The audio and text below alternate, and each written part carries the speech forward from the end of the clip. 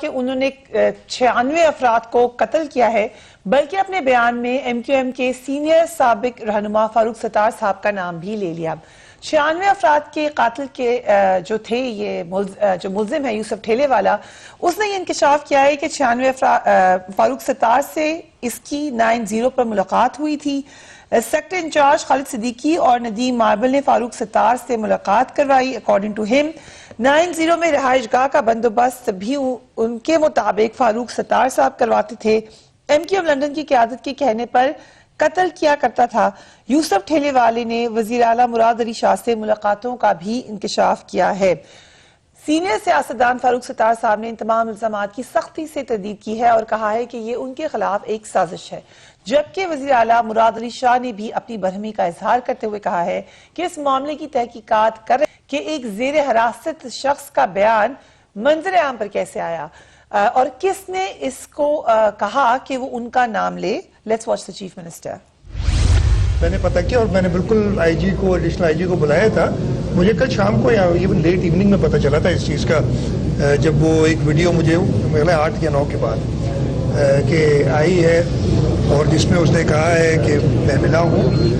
میں نے جب پتہ کیا تو 2017 میں جس کی وہ بات کر رہے ہیں اس وقت وہ پاکستان رینجرز کی کسٹڈی میں تھا، پولیس کی کسٹڈی میں نہیں تھا۔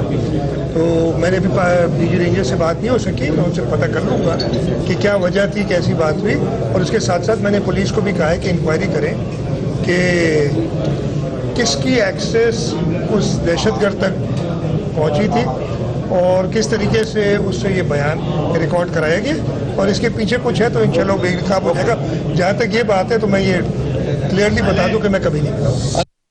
دوسری جانب ایم کیو ایم کے بانی لندن میں بیٹھ کر مسلسل پاکستان کے خلاف زہر اگلنے کی پریکٹس میں ابھی بھی ملوث ہیں، اور اس قدر وہ مذہق کا خیز ہو چکی ہے پریکٹس کہ کبھی بھارت سے سیاسی پناہ کی درخواست کی جا رہی ہے، کبھی ایک ایسے انٹرویو میں اپیئر ہوتے ہیں ایسے شخص کے ساتھ جو پہلے ہی پاکستان کے بہت بڑے دشمن سمجھے جاتے ہیں، ارناب گوسوامی صاحب، وہ جو انٹرویو میں چن چن کر سوال کیے جاتے ہیں وہ وہی ہیں تاکہ پاکستان کے خلاف مواد مل جائے بھارت کو، اور ان کو مایوسی بھی نہیں ہوتی کیونکہ پورا کا پورا مواد فراہم بھی کر دیا۔ ساتھ ہی ساتھ کچھ بڑے کامک مومنٹس بھی اس انٹرویو میں نظر آئے۔ سو نیوز کے اندر یقیناً وہ شامل ہے جو انٹرویو دیا ارناب گوسوامی کو قائد ایم کیو ایم نے، اس کے حوالے سے ہم یہ آپ کو بتا دیں کہ ایک دن پہلے تک ان کی ٹیم نمبر ڈھونڈ رہی تھی ان کا، اس لیے ان کی پریپریشن اتنی نہیں تھی، سو اتنی جلدی انہوں نے انٹرویو دے دیا جیسے وہ بس تیار بیٹھے ہوئے تھے کہ مجھ سے کوئی بات کر لے، مجھے کوئی موقع مل جائے پاکستان کے خلاف بات کرنے کا۔ سو وہ بڑی ہیسٹ ہم نے دیکھی اس انٹرویو کو دیتے ہوئے بھی۔ ہمارے ساتھ موجود ہے فاروق ستار صاحب، thank you so much for joining us on the program. You welcome جی۔ فاروق ستار صاحب، حال ہی شروع یہیں سے کرتے ہیں کہ ٹارگٹ کلر پکڑے جاتے ہیں، 96 افراد کے قتل کرنے کا بھی کہتے ہیں، پھر آپ کا نام لے لیتے ہیں، اس کی کیا وجہ ہے؟ نہیں، میرے خیال میں تو یہ شاید پہلی بار یا اس سے پہلے ایک آدھ بار ہی ہوا ہو کہ میرا نام کسی نے لیا ہے۔ اس کا مطلب یہ کہ آج تک اگر میرا ایسے تمام لوگ جن پر اس طرح کے سنگین الزامات رہے ہیں، اس زمانے کی جو بھی کلنگ یا وائلنس رہا اس کے حوالے سے، تو اللہ کے فضل و کرم سے چونکہ کسی کے پاس واقعتاً حقیقتاً کہنے کا کوئی موقع نہیں تھا، تو میرا بڑا ایک کلین کریئر رہا ہے جہاں پولیٹیکل وائلنس کی بات ہوتی ہے یا ایم کیو ایم پر اس طرح کے الزامات کی بات ہوتی ہے، اور وہ بھی دیکھیں چند افراد، چند کارکنان ہو سکتے ہیں اپنی انفرادی کیپیسٹی میں جنہوں نے یہ سب کچھ کیا ہو، اور اگر انہیں لندن سے یا کہیں سے بھی ایسے احکامات ملتے تھے تو وہ باتیں بھی ضرور الزامات کی صورت میں آئی ہیں، اعترافی بیانات بھی آتے ہیں، پروپیگنڈا بھی ہوتا ہے، پھر عدالت میں جا کر معاملہ اچانک رک جاتا ہے اور آگے نہیں بڑھتا۔ تو یہ ساری باتیں بھی ہمیں جب بھی اس طرح کا کوئی سنسنی خیز انکشاف یا بیان آئے تو اس پس منظر کو بھی پاکستان کی سیاسی اور عدل و انصاف کی تاریخ میں ہمیں یاد رکھنا چاہیے۔ اب مجھے یہ کہنا ہے کہ میرے ساتھ جب میں نے 23 اگست کو پارٹی کو سنبھالا، ہزاروں کارکنوں کو بلا وجہ گرفتاری سے بچایا، اور واقعتاً لٹرلی میں نظریاتی طور پہ، میں سیاسی طور پہ، اخلاقی طور پہ، انتظامی طور پہ میں علیحدہ ہو گیا لندن سے، اور جب میں نے تقریباً سب کچھ سمیٹ لیا، سنبھال لیا، تو بھی میرے خلاف اسی طرح کا پروپیگنڈا ہونے لگا، میری ساکھ کو کوئی نہ کوئی اس طرح کی بات کر کے الزام لگا کے متاثر کیا جانے لگا، اور پھر بالآخر یہ موقع ان لوگوں کو دیا گیا جو پارٹی چلانے کی پوزیشن میں نہیں ہے، انہیں پارٹی سونپی گئی تاکہ وہ، اچھا اب ان کو جب پارٹی دی گئی، ایک منٹ فاروق ستار صاحب، جو ابھی آپ نے بات کی، آپ نے کہا کہ میں نے سنبھالے انتظامی امور ایک بڑے نازک وقت میں، بالکل سنبھالے، مگر اس کے باوجود پروپیگنڈا ہوا، یہ تو پھر وہی بات آپ کریں جو آپ پہ عامر لیاقت صاحب اور لوگ بھی کہتے ہیں کہ وہ آپ کے ساتھ پھر ڈیل ہوئی تھی کوئی، کہ آپ کے خلاف کوئی بات نہیں ہوگی اور آپ سنبھال لیں اب تمام معاملات۔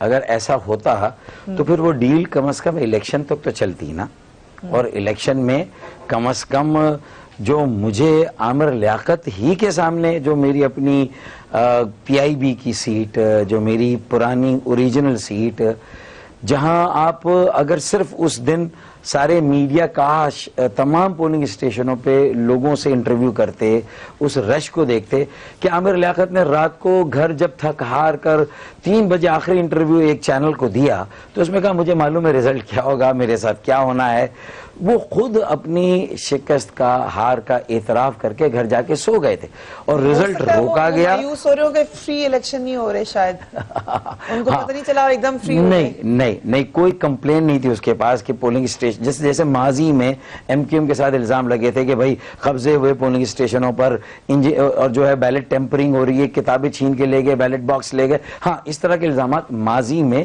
کچھ سیٹوں پر خاص طور پر ایم کیو ایم پر لگے، اور میں نے تو دیکھیں اعتراف بھی کیا کہ وہ جو 17 سیٹیں قومی اسمبلی کی 20 میں سے ہمیں ملتی تھی، اس میں سے کم از کم 2، 3 یا 4 میں اب بھی سمجھتا ہوں کہ وہ ہماری نہیں تھی، اور شاید ہم نے بہت زیادہ زور لگا کے اور اس طرح کے ہمارے لوگوں نے طریقے اختیار، لیکن انہیں جو پی ٹی آئی کو اور عامر لیاقت کو موقع ملا تھا، وہ انجینئرنگ تو کسی اور طرح سے ہوئی، نئے طریقے سے سوفسٹیکیٹڈ، رات کو کاؤنٹنگ ایجنٹ کو نکال کر 6 گھنٹے تک کسی کو اندر آنے جانے کی اجازت نہیں تھی، مجھے بھی نہیں کہیں کسی پولنگ اسٹیشن میں، جبکہ میں ایز کینڈیڈیٹ جا کے کاؤنٹنگ کو، لیکن صاحب یہ بھی تو ہو سکتا ہے، جیسے میں نے کہا کہ شاید اندازہ نہیں تھا کہ الیکشن اس دفعہ بالکل کرنے ہی نہ دی وہ دھاندلی۔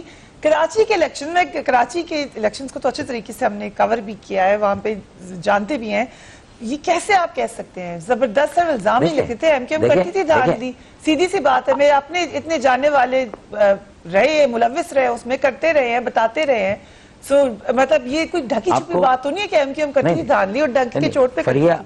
فریہ آپ کو یہ ریپیٹ کرنے کی ضرورت ہے، آپ کے جاننے والے، آپ کے سب سے زیادہ جاننے والا تو میں ہوں، میں بیٹھ کر کہہ رہا ہوں کہ جب دیکھیں ہمارے زمانے میں اگر ہمارے لوگ گڑبڑ کرتے تھے تو وہ پکڑے جانے کے لیے بھی کرتے ہوں گے نا، اتنا دن میں پولنگ کے اوقات میں آپ سارے میڈیا کے لوگوں کو بھی یہی عادت ڈالی گئی کہ سارے کیمرے پولنگ ایجنٹ کے اندر بھی آن تھے پورا دن پولنگ تک 6-5 بجے تک، اور آپ لوگوں کے سارے کیمرے بھی سارے پولنگ اسٹیشنوں پر جہاں جا سکتے تھے، وہ دن میں گئے، اندر بھی گئے، باہر بھی گئے، اور آپ کو وہ کوئی ایسا سین یا منظر نظر نہیں آیا جس سے پہلے الیکشن میں کہیں نہ کہیں کوئی نہ کوئی پکڑا جاتا تھا، نظر آتا تھا، جس کی گواہی میں بھی دے رہا ہوں، آپ بھی دے رہی ہیں، تو وہ تو کوئی ڈھکی چھپی بات ہی نہیں تھی۔ لیکن اس مرتبہ کیمرے بند ہیں، مجھے دیکھیں نا، اگر آپ میڈیا کی ہے نا، مجھے میرے این 245 میں جہاں عامر لیاقت کو جتایا گیا، مجھے ہرایا گیا، مجھے ایک پولنگ اسٹیشن کا کیمرے کی ریکارڈنگ دکھا دیں، جو 232 یا 300 کچھ پولنگ اسٹیشن تھے، ایک ریکارڈنگ 6 گھنٹے کی دکھا دے کاؤنٹنگ کی، مجھے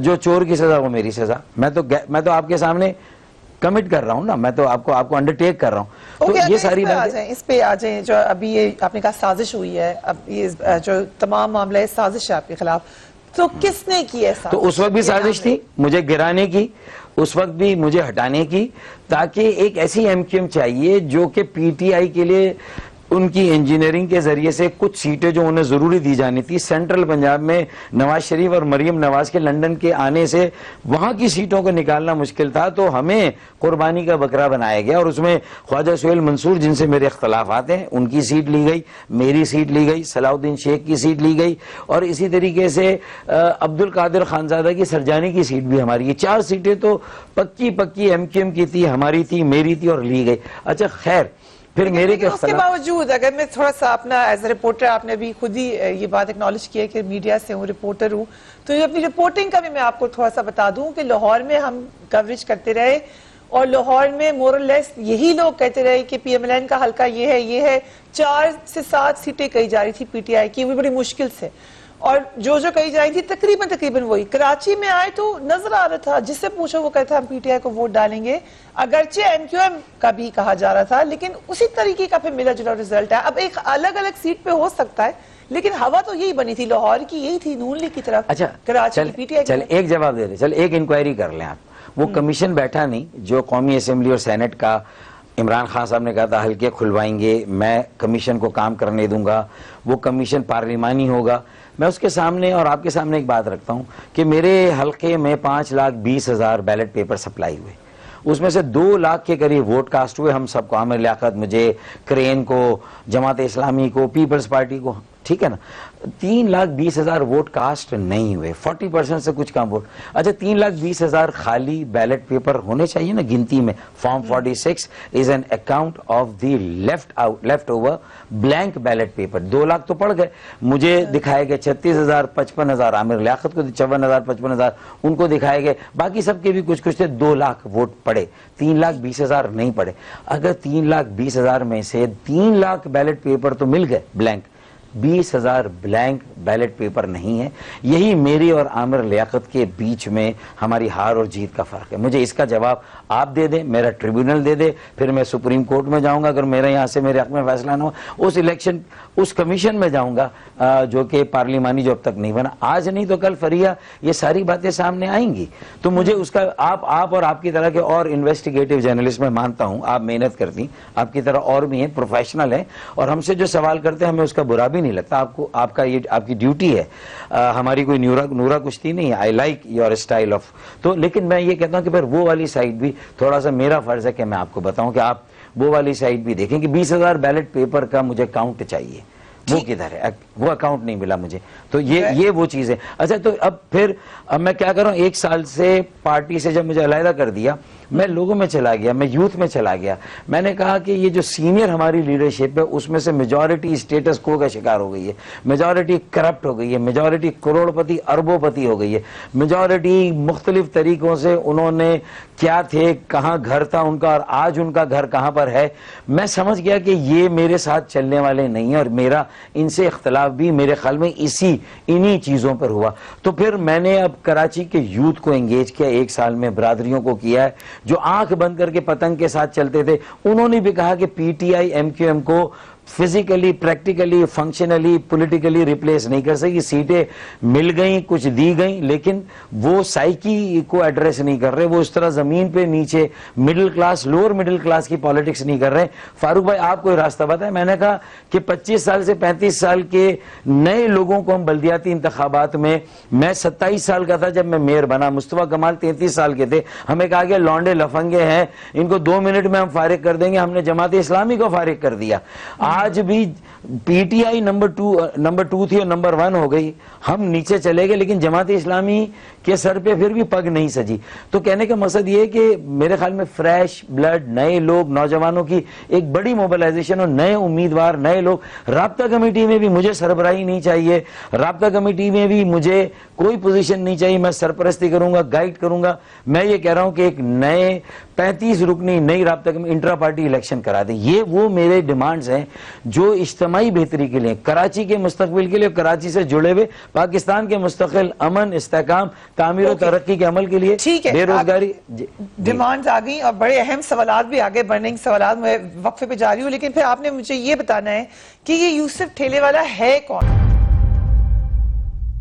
and welcome back. Farooq Sattar صاحب، الیکشن کے حوالے سے آپ نے اپنی بات آگے تک پہنچا دی، لیکن اب اس جو سازش جس کو آپ کہہ رہے ہیں اس پہ آ جائیں. یہ بندہ کوئی آپ اس کو جانتے تھے پہلے, یہ پارٹ تھا ایم کیو ایم کا, یا ایم کیو ایم لنڈن سے ان کا کوئی تعلق تھا, یہ بات پتہ ہے آپ کو؟ نہیں, ہرگز نہیں. میں نے جو ڈینائی کیا ہے, میں نے تو مذمت بھی کی اس طرح کے انکشاف اور الزام یا بیان کی, اور میں نے اسے مسترد بھی کیا.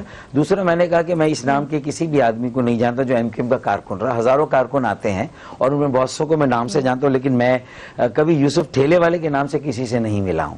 اچھا, اسی طریقے سے پارٹی کے انتظامی معاملات کو, پارٹی کے بھی 9-0 کو میں نہیں دیکھتا تھا. کون 9-0 پر رہے گا, ایم پی ہاسٹل میں کتنے دن رہے گا, یہ میرا کام نہیں تھا. جو انتظامی طور پر ڈیپٹی کنوینر انچارج ہوتا تھا وہ دیکھتا تھا, اور وہ مختلف ہمارے ساتھی ہوتے تھے.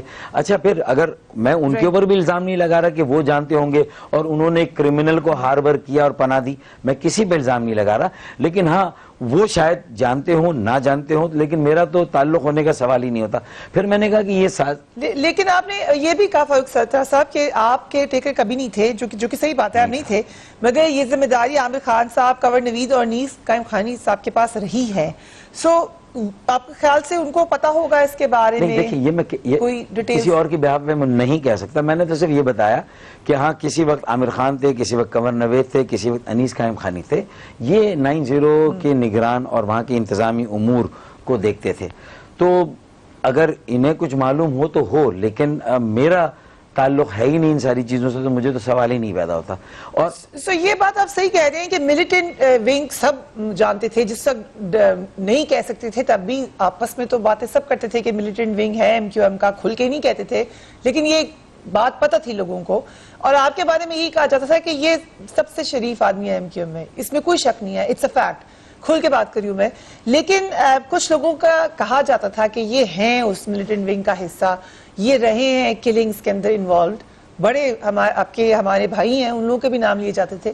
تو آپ کے خیال سے کون ہے جو بندہ کنیکشن دے سکتا ہے ان لوگوں میں سے؟ دیکھیں, میں اس لیول پہ جہاں میں کنوینئر بھی رہا ایم کیو ایم کا, اور اس وقت کی ایم کیو ایم میں بھی میں سینئر ڈیپٹی کنوینئر تھا, ایک اور 2 ساتھی بھی تھے, لیکن میرا یہ مقام نہیں ہے. جب میں پولیٹیکل سائٹ کو دیکھ رہا ہوں, میں ملیٹنٹ ونگ تو بہت دور کی بات ہے, میں تو ایڈمنسٹریٹو سائٹ کو بھی زیادہ نہیں دیکھ رہا, آرگنائزیشن کی سائٹ کو بھی میں نے بہت زیادہ نہیں دیکھا. یہ تو اور بات ہے, میری اپنی ایک نیچر ہے کہ میں لوگوں سے ملتا ہوں, ان کے درمیان رہتا ہوں, کارکنوں کو بھی وقت دیتا تھا. تو میں پورے کراچی کے جو آرگنائزیشن کا سٹرکچر تھا, ان میں سے بھی جہاں کا ایم این اے تھا وہاں کے سٹرکچر کو, لوگوں کو جانتا تھا میں.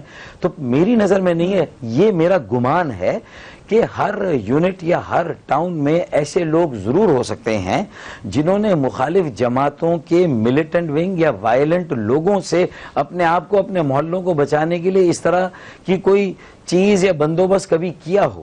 لیکن مجھے پرسکرائب پالیسی نہ میرے ذریعے گئی, نہ میرے علم میں کبھی تھا کہ کوئی پالیسی اور کہیں سے احکامات آتے ہیں اور کسی کو ملتے اور کہیں جاتی ہیں. یہ چیزیں, اور جو نام انہوں نے سی ایم سندھ کا لے دیا مراد علی شاہ کا, وہ بھی کہہ رہے ہیں ان کے خلاف سازش ہے.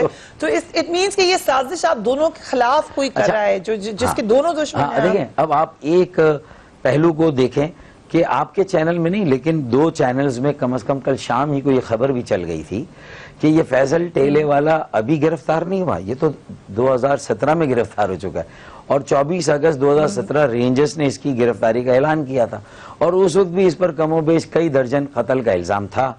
یہ سی ایم سندھ نے کنفرم کیا ہے, انہوں نے خود یہ بات کہی ہے. اچھا, اب اگر یہ گرفتار ہو گیا تو پھر اچانک یہ پولیس کے ہینڈ اوور کیسے ہوا؟ پولیس والوں نے اسے کہاں سے گرفتار کیا, اور انہوں نے کاہے کو اتنا بہادری کا یہ تمغہ سجانے کے لیے اپنے اوپر کریڈٹ لے لیا کہ, لیکن آپس میں ہوتے ہیں ایجنسیز کے اداروں کے آپس میں روابط ہوتے ہیں. یہ پہلی دفعہ تو ہوا, پہلے بھی رینجرز کے لوگ آئے نہیں, لیکن رینجرز کے لوگوں نے تو اعتراف کر لیا تھا نا کہ گرفتار کیا ہے. پھر 2 سال تک یہ کہاں تھا, اب ان کے پاس کیسے آ گیا؟ اور یہ 2 سال پہلے اس نے یہ بیان نہیں دیا, اب 2 سال بعد جب پولیس کی تحویل میں آیا تو یہ دیکھنا ہے کہ میرے مخالفین سیاسی بھی ہیں, کہیں انتظامی اس میں بھی ہوں, پتہ نہیں کنہوں نے یہ لائن دی یہ بیچارے اسفر محسر کو. آپ بتائیں کہ اس سے پوچھیں یوسف ٹھیلے والا ہے کون, اور تمہیں اس کا بیک گراؤنڈ کیا معلوم ہے, اور تم نے یہ جو کچھ کر لیا تو کس کے کہنے سے کیا؟ مراد علی شاہ بھی ہکا بکا ہیں, میں بھی اس پر ادھر ادھر دیکھ رہا ہوں. آپ سب جو ہے وہ ڈبے کل تو چلا رہے تھے سارے چینل والے, میری ساکھ کو تو متاثر کیا نا, 3 گھنٹے تک ڈبے میں مجھے چلایا گیا. اب میں اپنی ساکھ کی بحالی کے لیے کہاں جاؤں, کس سے بات کروں, ہے نا؟ یہ ساری ایک سوال اور بعد میں پتہ چلا کہ انڈیویجول فاروق ستار صاحب سے میرا یہ سوال ہے کہ آپ نے کیا کیا, مطلب کیا سوچ کر یہ کیا فاروق ستار صاحب؟ آپ نے ہر طرف لڑائی لے لی. آپ نے پہلے الطاف حسین سے لڑائی لی جس پہ بڑا سراہا گیا آپ کو, صحیح وقت پہ آپ نے پاکستان کے لیے کھڑے ہوئے, لیکن وہاں لڑائی لی. پھر پی ایس پی سے لڑائی لے لی, ایم کیو ایم کے اندر بھی لڑائی لے لی, اسٹیبلشمنٹ سے بھی لڑائی لے لی. ہر طرف کیوں لڑائی شروع کر دیا آپ نے؟ پہلی بات تو میں ان میں سے کسی کو بھی اپنا دشمن نہیں سمجھتا. ہاں, ایم کیو ایم کے بانی سے لڑائی اس لیے لینی تھی, اور جس کو پورے ملک میں ہر خاص و عام نے سراہا تھا, اور وہ میری 35-40 سالوں کی جو عرق ریزی ہے سیاست کے دشت میں, تو یہ اس کا ایک نچوڑ تھا. میری آزمائش بھی تھی, میری تحریک, میری جماعت, اور انہوں نے تو ہمیں کہیں کا نہیں چھوڑا تھا. انہوں نے تو ہیڈ آن, مطلب یہ کہ کشتیاں جلا دیں اور پاکستان کے فولڈ سے وہ باہر نکل گئے. لیکن ایم کیو ایم کا اپنا نظریہ پاکستان کے خلاف نہیں تھا. ہم ملک میں سیاست کر رہے ہیں, ملک کی سیاست کر رہے ہیں, ہمارے آبا اجداد نے ملک بنایا ہے, تو میں نے تو اپنا فرض اولین سمجھ کے یہ اقدام کر لیا, اور یہ سب کی بہتری کے لیے تھا. اچھا, یہ ہو سکتا ہے کہ اس ایجنڈے کے بھی مطابق تھا مائنس الطاف حسین, تو بہت سے لوگوں کو خوش ہو کے مجھے اسپیس دینی چاہیے تھی, پر مجھے اسپیس نہیں دی گئی. میرے لیے مزید آزمائشیں آتی گئی, اور مجھے کہا نہیں گیا, لیکن مجھے نظر آ رہا تھا کہ مجھ پر یہ دباؤ ہے کہ میں پی ایس پی کے ساتھ مل کے, مصطفیٰ کے ساتھ مل کے نئی پارٹی بناؤں. اچھا, کم سے کم ایک الحاق کروں. وہ میں نے کیا تو مصطفیٰ نے مجھ پہ چڑھائی کر دی راشن پانی لے کر, عامر خان نے پیٹھ میں چھرا گھونپ دیا, انا للہ و انا, میری پارٹی پر. تو اس کا مطلب مجھے ہٹا کر میری پارٹی کا قبضہ کسی اور کو دینا تھا. وہ 9 نومبر والی رات جو میری پریس کانفرنس تھی, اس سے پھر جب وہ اے پلان فیل ہو گیا تو بی پلان 22 لوگوں کو کسی طرح ملا کر, 13 میرے ساتھ تھے, مجھے 22 کے ذریعے سے, جو کہ 24 نہیں ہے, 2/3 نہیں ہے, لیکن الیکشن کمیشن بھی 22 کو 24 پڑھ رہا ہے, اسلام آباد ہائی کورٹ بھی 22 کو 24 پڑھ رہا ہے. وہ ایک پورا نظر آ رہا ہے نا کہ کیا ہو رہا ہے. مجھ سے کسی طرح جان چھڑانی تھی تاکہ میں میر کراچی سے حساب نہ لوں, تاکہ میں عامر خان, کنور نوید, باقی سب سینئر لوگوں سے نہ کہوں کہ گوشوارن دیں اب تک کس نے کیا بنایا کمایا. تو یہ میری لڑائی کسی سے نہیں ہے, میں اصولوں کی بات کرتا ہوں. وہ ان کے مفادات سے ٹکراتی ہے تو وہ سمجھتے ہیں کہ میں ان سے لڑ رہا ہوں. وہ مجھ سے لڑے, انہوں نے لڑائی تو انہوں نے کی مجھ سے اور لڑ کے. لیکن دیکھیں آج وہ کہاں ہے, لوگوں کے دلوں میں عزت, احترام, وقار. ایم کیو ایم کہاں سے؟ اب یہ جو 7 لاکھ ووٹ ہم نے بچا لیا تھا بانی کو مائنس ہونے کے بعد بھی, اب وہ 7 لاکھ ووٹ بھی انہوں نے تھلے لگا دیا, وہ بھی اب نیچے چلا گیا. اب ان کو یہ میئر شپ بھی ملنے والی نہیں ہے. جب برساتی نالوں کا حساب میئر کراچی نہ دے سکے, جب وہ کوئی بڑا منصوبہ سیوریج کا میں نے کہا تھا, فیزیبلٹی بنا کے دی, ملیر کا 50 کروڑ کا سیوریج ریویمپ کر دو, 18 ٹاؤن ہے, تم ایک کا کر دو, تم سرخرو ہو کے اپنے الیکٹوریٹ میں چلے جاؤ گے. لیکن وہ بھی بات میری نہیں مانی. اورنگی بلدیہ کے پانی پہ ہم نے کچھ نہیں کیا, اسی طرح لیاری اور اولڈ ٹاؤن کے لیے کچھ نہیں کیا. یہ 5 ٹاؤن لے لیتے اور یہاں کم از کم کام کر لیتے تو کم از کم سر اٹھا کے چلتے. لیکن آج کیا حالت ہے, 3 سال بعد کہہ رہے ہیں کہ میں کیا کروں, کراچی یتیم ہے, لاوارث. فادر آف دا سٹی کے ہوتے ہوئے لاوارث ہے تو فادر آف دا سٹی کو استعفیٰ دے دینا چاہیے. یہ میرے پلان میں تھا, اگر میں رہتا سربراہ تو میں اب تک بلدیہ سے استعفیٰ دے کے پارٹی کو بچا لیتا میں. لیکن انہوں نے اپنے مفادات کے لیے ناقص کارکردگی, نااہلی اور پتہ نہیں کیا کیا وہاں ہوا, کرپشن یا جو بھی ہوا, انہوں نے مزید پارٹی کو داؤ پہ لگا دیا. اب کیا کر سکتے ہیں؟ وقت ہوا ایک بریک کا, and we will be right back.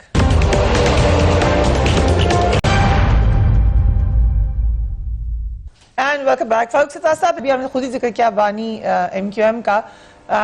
کیا ہو گیا ہے, مطلب آپ دیکھ رہے ہوں گے, آپ لوگوں کو تو آئیڈیا بھی ہوگا کہ اس طرح کی تقریر سن کے انڈین چینل پہ جا کر پاکستان کے خلاف بات کرنا, بھارت سے کہنا مجھے جگہ دے دیں, کیا مطلب کیا مسئلہ ہو گیا ان کے ساتھ؟ بالکل ہی سوچنے سمجھنے کی صلاحیتیں ختم ہو چکی ہیں یا ایکسپوز کرنا چاہتے ہیں وہ اپنے آپ کو؟ دیکھیں, اب یہ تو وہ بتا سکتے ہیں یا ان کے اب جو وہاں مشیر ہیں, اگر اب بھی ان کے کچھ مشیر ہیں تو وہ پہلے بھی میرے خیال میں اس راہ پر ان کو لگایا گیا, اور اب پھر اگر وہ خاموش رہیں تو کم از کم انہوں نے 35 سالوں میں جو کمایا تھا ایک متوسط طبقے کی, ایک پڑھے لکھے لوگوں کی, پاکستان بنانے والوں اور ان کی اگلی اور تیسری نسل کی جو جماعت بنائی تھی انہیں, اور ان کے ذریعے سے پورے ملک میں ایک نیا سیاسی عمل سیکولر، واضح طور پر سیکولر، واضح طور پر مڈل کلاس، واضح طور پر موروثی سیاست کا خاتمہ کرنے والا، واضح طور پر فیوڈلزم کے سامنے کھڑا ہونے والا، ایسا تو پی ایم ایل این بھی نہیں کھڑی ہوئی جو سیکولر شاید اپنے آپ کو کہتی، پیپلز پارٹی بھی نہیں کھڑی ہوئی، شاید پی ٹی آئی نے بھی کہا کہ یوتھ کو لائیں گے، موروثی سیاست ختم کریں گے، لیکن آپ دیکھ لیں ایک ہی خاندان کے کتنے لوگ ایم این اے، ایم پی اے اور بلدیاتی اس میں کھڑے کیے گئے.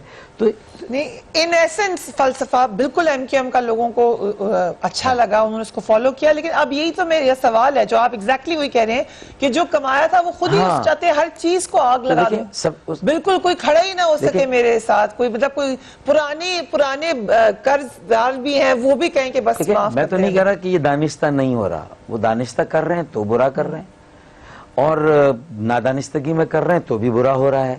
اور دانستہ کرنے میں اگر یہ ایشو ہے کہ ان کے بعد پھر یہ ایم کیو ایم کسی کے پاس نہ رہے کوئی، تو یہ بھی اچھی بات نہیں ہے.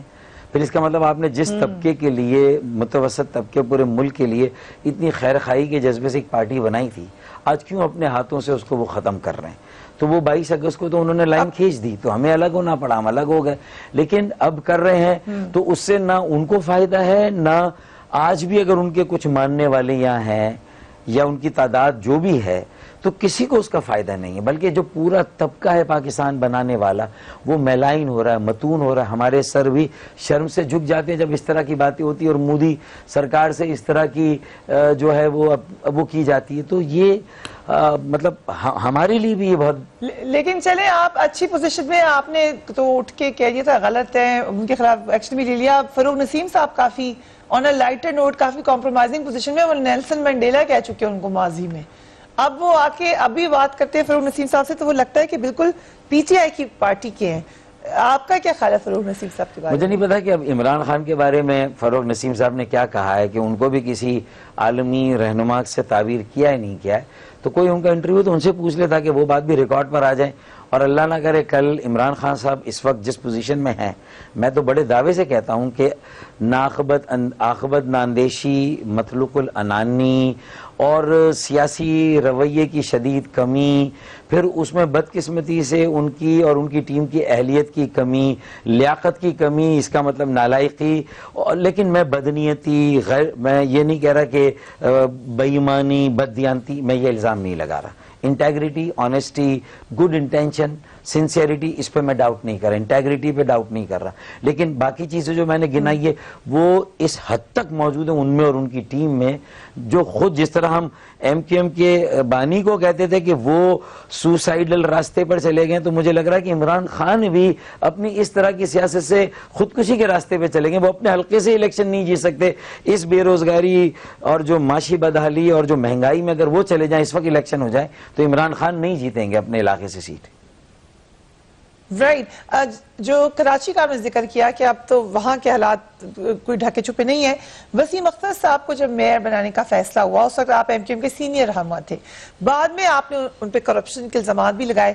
آج کراچی میں جو تباہی بربادی ہے اس کی کتنی بڑی ذمہ داری آپ سمجھتے ہیں وسیم اختر صاحب پر؟ دیکھیں میں تو اولاً پوری ایم کیو ایم پر یہ ذمہ داری ڈالوں گا، کیونکہ وہ دو حکومتوں میں اس وقت، وفاقی حکومت میں بھی ہیں اور مقامی حکومت میں بھی. پیپلز پارٹی سے تو کوئی توقع ہے ہی نہیں مجھے کراچی اور سندھ کے شہروں کے لیے وہ کچھ بہتر کرے، بلکہ افسوس صد افسوس وہ تو اپنے ووٹ بینک کو بھی جس طرح ٹریٹ کرتے ہیں وہ سب کے سامنے. وہاں بھی 18ویں ترمیم 7ویں این ایف سی کے بعد جتنے وسائل اور اقتدار صوبوں کو ملا، میرے خیال میں سندھ کا صوبہ بہترین اور مثالی صوبہ تعلیم کے، صحت کے اور انسانی وسائل کی ترقی، لیکن ایسا نہیں ہوا.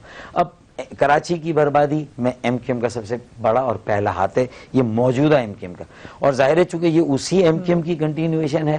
مجھے بیچ میں موقع ملا لیکن مجھے کام ہی نہیں کرنے دیا گیا. میرا کوئی انتظامی فیصلہ میرے ساتھیوں نے نہیں مانا.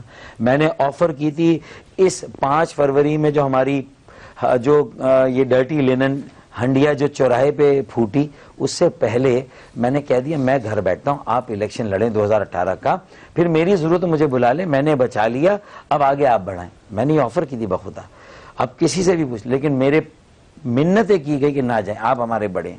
لیکن جب کچھ لوگوں کے مفادات سب کے ایک ہو گئے، سب نے دیکھ لیا کہ فاروق بھائی ان لوگوں کو ٹکٹ دیں گے جو زیادہ صاف ستھرے پڑھے لکھے نئے لوگ ہوں گے، ڈائیورسی، وہ پنجابی، بلوچ، پختون، سندھی، ہزارے وال، سرائکی، اب کراچی کی اس چینج ڈیموگرافی کو، ڈائیورسٹی کو یونٹی کے لیے یوز کر کے ایم کیو ایم کو ایک مثالی جماعت بنانے کی طرف جا رہے ہیں، تو ان کے مفادات پہ ضرب لگتی تھی، اور کسی اور کے مفادات پہ بھی شاید کوئی جو پلان تھا ایم کیو ایم کو لٹانے کا اس پہ بھی ضرب لگتی ہو، تو بہت سارے مفادات جب مل گئے تو فاروق بھائی واز آؤٹ. ورنہ عامر خان مجھے کہتے تھے کہ وسیم اختر سے کہیں کہ 8 افسران ان کو ہٹائیں، میں نے لسٹ دی، میں نے اس کی جگہ 22 افسران کے نام دیے کہ میں نہیں کہتا کس کو لگاؤ، اپنی مرضی سے لگاؤ، یہ بہتر افسران ہیں، یہ تمہیں کھا جائیں گے، ایم کیو ایم کو کھا جائیں گے، بلدیہ کو کھا جائیں گے، یہ کراچی کو کھا جائیں گے. نہ کرو وسیم اختر، یہ لیاقت قائم خانی کو دوبارہ زندہ مت کرو، ریٹائر ہو گیا ہے، مت کرو، تم اس کے سرپرست بن جاؤ گے. اگر اس کے گھر سے کل خزانہ نکلا تم کہاں جاؤ گے پھر اپنے آپ کو بچاؤ گے؟ یہ ساری باتیں بخدا میرا پہلا جھگڑا لیاقت قائم خانی پر ہوا تھا وسیم اختر سے. اب آپ اور عوام اور ووٹر فیصلہ کریں یہ ساری باتیں میری سن کے کہ میں صحیح تھا یا میں غلط تھا، وہ صحیح تھے وہ غلط تھے. تو میں نے بتا دیا کہ ایم کیو M number 1، number 2 Peoples Party اور نمبر 3 پی ٹی آئی. 162 ارب میں سے ایک پیسہ کراچی کو نہیں دیا، ریلیز نہیں کیا، اعلان کر دیا 1 سال پہلے عمران خان صاحب نے. پھر 45 ارب وفاقی بجٹ میں، اس میں سے بھی ایک پیسہ نہیں. حیدرآباد کی یونیورسٹی ہوا میں 2 مرتبہ اس کا سنگ بنیاد رکھ دیا گیا، اس کی زمین ہی ابھی تک نہیں ملی ہے. تو یہ ہوا میں یونیورسٹی بنے گی، حیدرآباد کے طلبہ کو جہاز میں لے جایا جائے گا اور وہاں تعلیم دی جائے گی. ہوائی قلعے سنے تھے، ہوائی یونیورسٹی پہلی بار سنی ہم نے. یہ حالات ہیں.